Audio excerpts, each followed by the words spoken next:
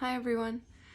I've been guided to share an analogy or a technique in the hope that it may help some of you with navigating the feeling of painful emotions or just pain in general that's being experienced at the moment. I understand it because I'm going through the process myself, and we don't always have the safe space or the opportunity to just allow what needs to be expressed to come through in a safe way, which makes it very challenging. But what I'm seeing is there's a lot of people that are still in great resistance or avoidance of feeling these things. When they arise, it's like a contraction happens within the energy and the body. That's like, no, I'm not going to feel this, and we'll either seek to distract ourselves with something else. It could be one of multiple or many things, or we just shut down. And I'm not saying it's wrong to do those things, because, like, I do them too. But it's not the best way to navigate this, because it seems to prolong the experience. And then the more it's pushed down, the more intense it's felt when it does actually come to the surface. So the technique I'm being shown touches on that analogy that we've used in the past about birthing a new consciousness, a new earth. And for those that have experienced the birth process, you'll know what I mean by this, but anyone that's experienced any physical pain or impact to the body, I think will understand this.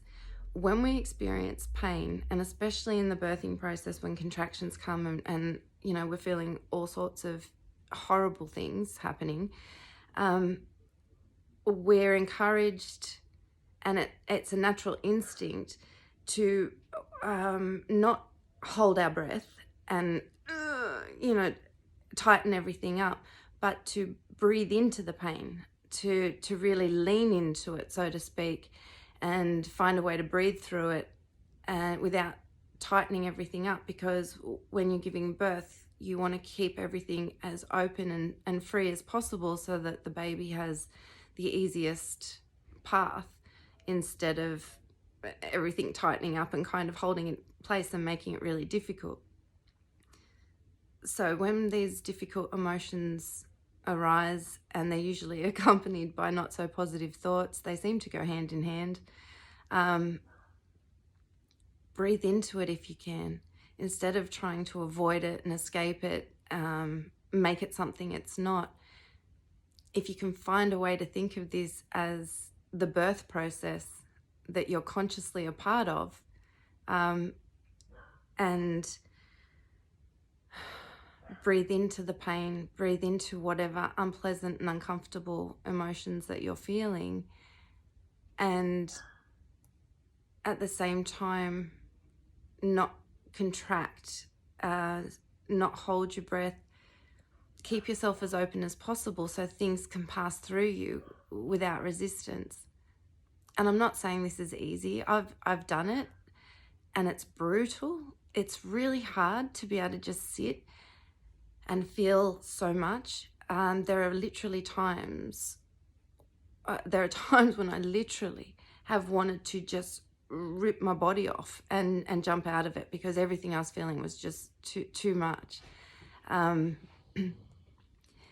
in the past, I've gone and I've just tried to go to sleep, and that's okay at times. But if that's the thing that we're going to all the time, we're still not really facing it.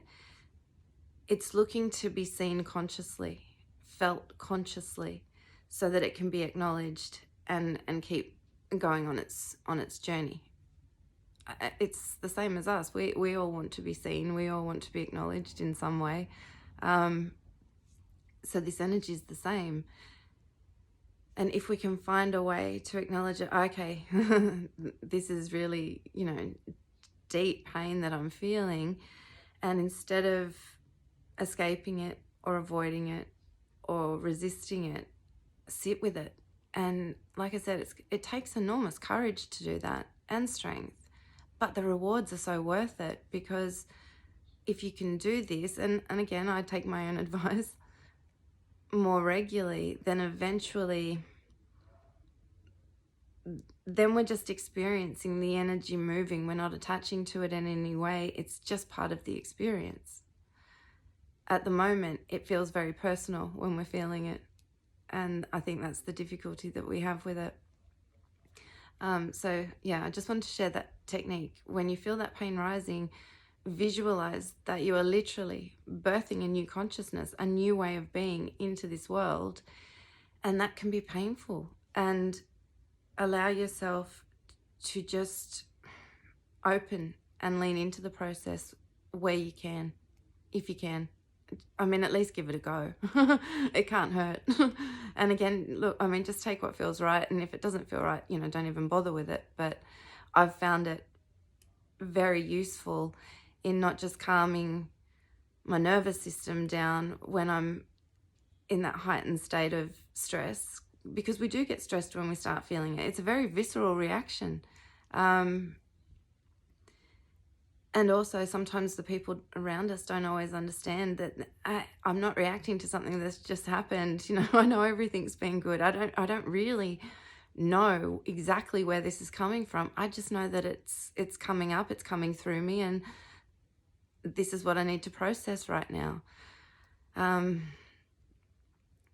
Some of us have created a sense of isolation largely, and given themselves a space to go through this without having to worry about affecting other people around them all the time. Others, like myself, have chosen to embed myself firmly into a family life.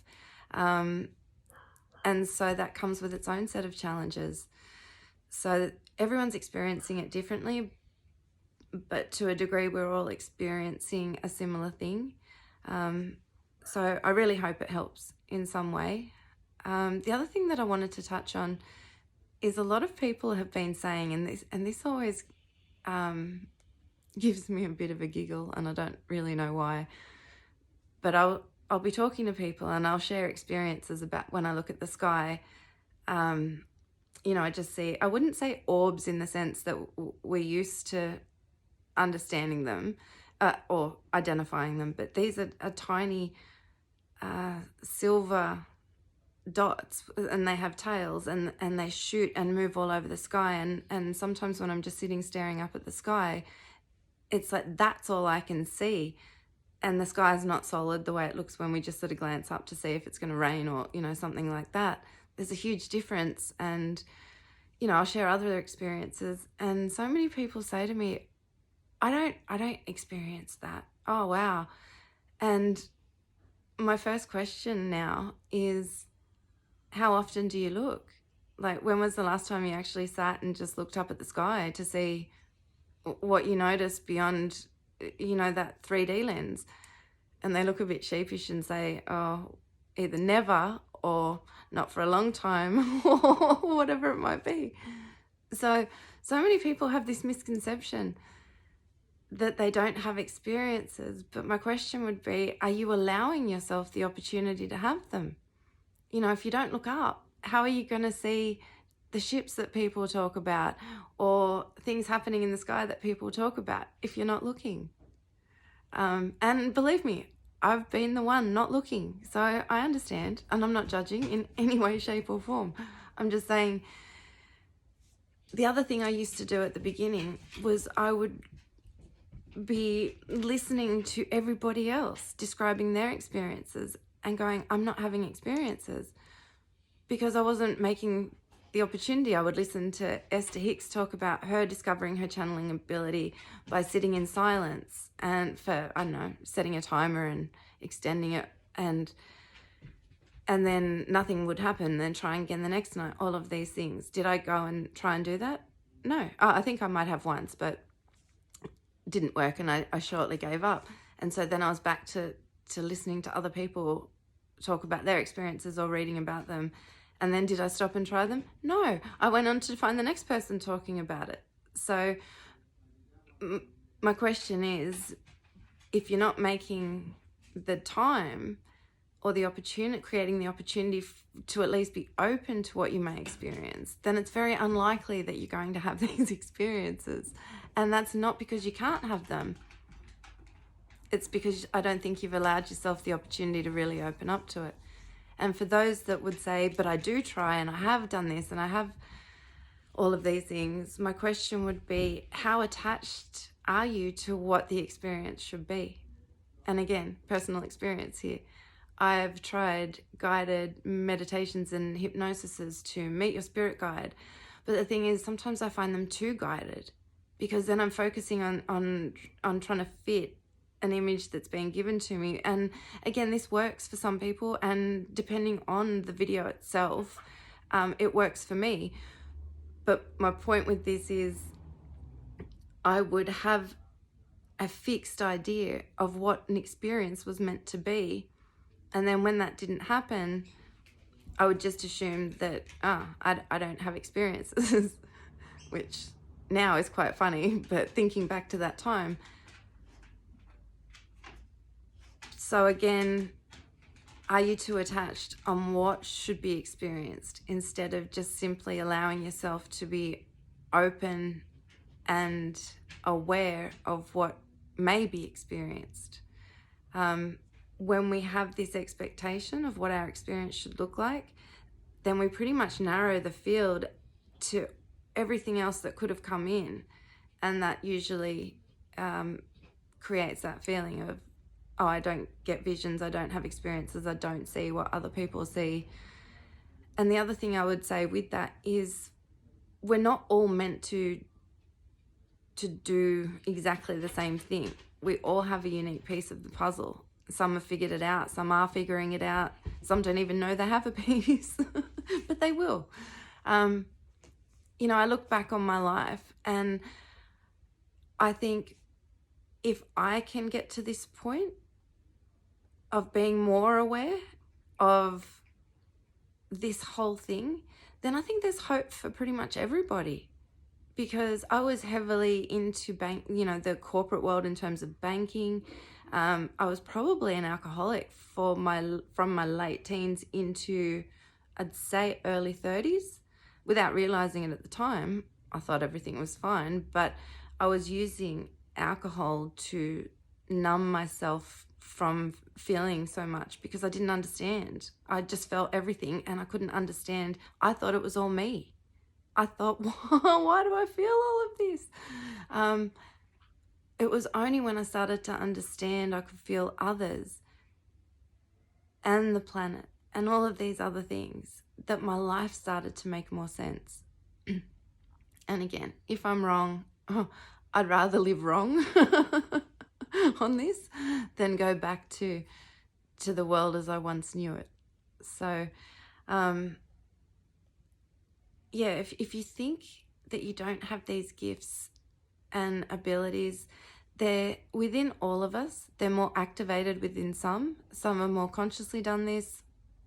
Some, for others, it's part of the soul plan. Everything will come when it's meant to come. But I would encourage to just really look and consider whether you've given yourself the space to have these experiences. And if you are doing that and still not having them, whether you've got a fixed expectation of what should be experienced, instead of just allowing yourself to go into a state of openness and being receptive to what comes to you. But again, just my thoughts on that and what I've been guided to share. So anyway, I hope you're all doing well. It's been a big week. The Schumann has been doing, reflecting that rapid fire pulsing that I've been talking about.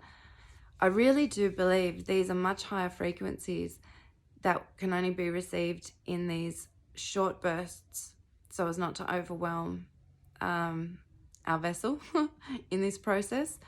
But they're definitely getting more and more intense, and I've only seen it like this since early March. I think, I can't remember the specific time, but it really jumped out at me that this is different now. So exactly what that means, I don't know, but I feel like it means we're getting closer.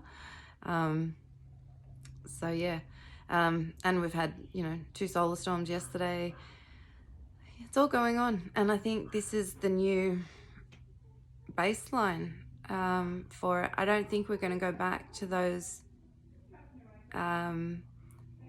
increased energies and then the days of calm to integrate. I think this is now it's getting real. Don't even know what I mean by that. So anyway, sending you all big love, heart hugs, and hoping you're all doing okay, and we'll talk to you soon. Bye.